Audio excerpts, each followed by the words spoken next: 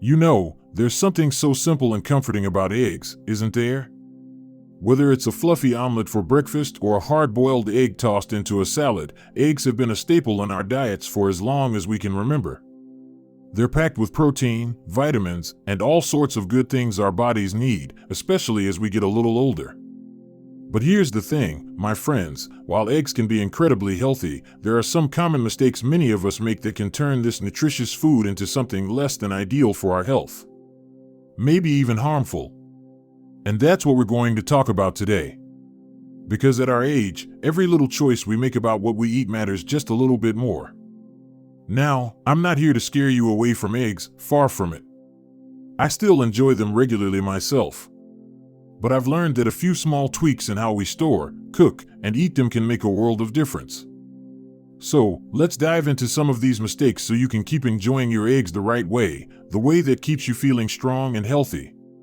First up, let's talk about something we might not think about often, how we store our eggs. Now, if you're like me, you might keep your eggs right there in the fridge door. It's convenient, isn't it? Those little compartments are practically made for eggs. But here's the problem, the fridge door is actually the warmest part of the refrigerator. Every time we open it, the temperature fluctuates, and that can cause the eggs to spoil faster. And spoiled eggs? Well, they're more than just unpleasant, they can harbor bacteria like salmonella, which is especially risky for us as we get older. Our immune systems aren't quite as sharp as they used to be, so we want to avoid any unnecessary risks. The best place to store eggs is actually on a shelf toward the back of the fridge, where the temperature stays nice and consistent. It's a tiny change, but it makes a big difference in keeping those eggs fresh and safe to eat. Now, another mistake I've seen, and I'll admit, I've done this myself, is washing eggs right when we bring them home. Maybe you've heard that washing them removes dirt or bacteria, but here's the catch, eggs come with a natural protective coating called the bloom. It's like a little shield that keeps bacteria from getting inside the shell. When we wash them, we strip that protection away, making them more likely to spoil or even let bacteria in. So, unless you've got eggs straight from the farm with visible dirt on them, it's best to leave them unwashed until you're ready to use them. And if you do need to clean them, use warm water, not cold, as that can actually pull bacteria through the shell, and cook them right away. And speaking of cooking, let's talk about how we prepare our eggs. Now, I love a runny yolk as much as the next person. There's something so satisfying about dipping toast into that golden center. But here's the thing, undercooked eggs can be risky, especially for us. As we age, our digestive systems become a little more sensitive, and undercooked eggs can sometimes contain harmful bacteria. That doesn't mean you have to eat rubbery, overcooked eggs every day, no one wants that. But making sure your eggs are fully cooked, with firm yolks and whites, is a simple way to stay on the safe side. If you do prefer them a little softer, just be sure to use pasteurized eggs, which have been treated to kill any bacteria. You know, it's funny, sometimes the smallest habits, the ones we don't even think about, can have the biggest impact on our health. And eggs are such a simple, everyday food that it's easy to overlook these little details. But when we get them right, we're not just avoiding problems, we're making sure we're getting all the wonderful benefits eggs have to offer. Now, we've covered storage, washing, and cooking so far, but there are a few more mistakes that might surprise you. Things like how we pair our eggs with other foods, or even the kind of pan we use to cook them. So, let's keep going and talk about those next. Because when it comes to staying healthy and feeling our best, every little bit of knowledge helps. You know, it's not just how we cook our eggs that matters, it's also what we cook them with. And that brings me to another common mistake, loading them up with too much unhealthy fat.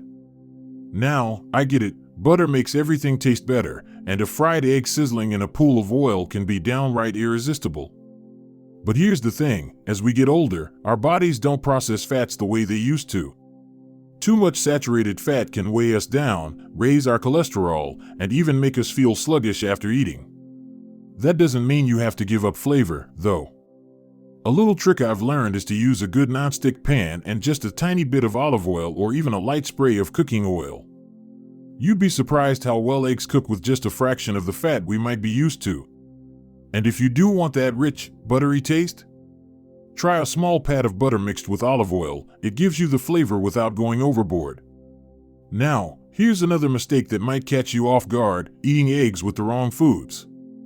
You see, eggs are packed with protein and healthy fats, but if we pair them with refined carbs, like white toast, sugary pastries, or even some store-bought hash browns, it can cause a quick spike in blood sugar, followed by a crash.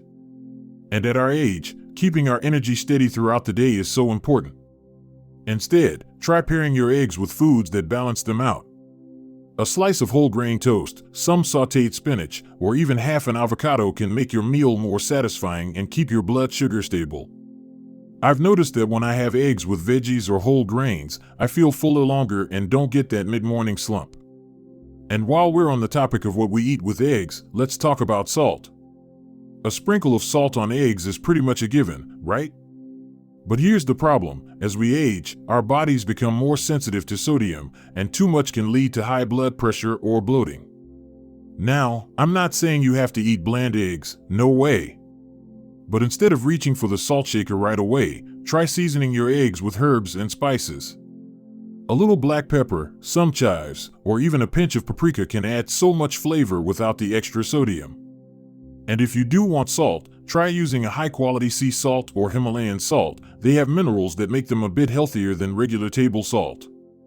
Now, let's talk about something that might surprise you: the pan you use to cook your eggs. Cast iron is great for a lot of things, but if it's not properly seasoned, it can actually make your eggs stick and even leach a little iron into your food. And while iron is important, too much can be hard on our systems as we get older. On the other hand, non-stick pans are convenient, but if they're scratched or worn down, they can release chemicals we don't want in our food. The best option? A well-seasoned cast iron pan, if you've taken care of it, or a high-quality ceramic non-stick pan. They cook eggs beautifully without any extra fuss or health concerns. And if you're using stainless steel, just make sure it's properly heated and you're using a little oil to prevent sticking. You know, it's amazing how many little factors go into making something as simple as eggs truly healthy for us. But the good news is, none of these changes are hard to make. A little adjustment here, a small swap there, and suddenly, you're getting all the goodness of eggs without any of the downsides. Now, we've still got a couple more mistakes to cover, like how many eggs we should really be eating in a week and whether egg substitutes are worth it. So, let's keep going and make sure you've got all the information you need to enjoy your eggs the right way. After all, good food is one of life's simplest pleasures, and we should savor every bite, without any worries. Now, let's tackle one of the biggest questions when it comes to eggs: how many should we really be eating? I remember back in the day, eggs got a bad reputation because people thought they raised cholesterol too much.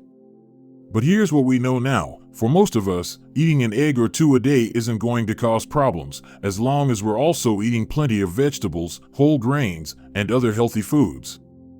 In fact, eggs have nutrients like choline that are great for brain health, something we all want to protect as we get a little older. That said, if you've been told by your doctor that you need to watch your cholesterol, you might want to stick to 3 to 4 eggs a week and focus on egg whites more often. The yolk is where most of the cholesterol is, so mixing one whole egg with a couple of extra whites gives you that same satisfying meal without overdoing it. I've started doing this myself a few times a week, and honestly, with the right seasonings, I don't even miss the extra yolks. Now, let's talk about something that's become really popular: egg substitutes. You've probably seen those cartons of liquid egg whites or even plant-based alternatives at the store. Are they worth it? Well, it depends. If you're cutting back on cholesterol, egg whites are a fantastic option. They've got all the protein without the fat. But those plant-based substitutes?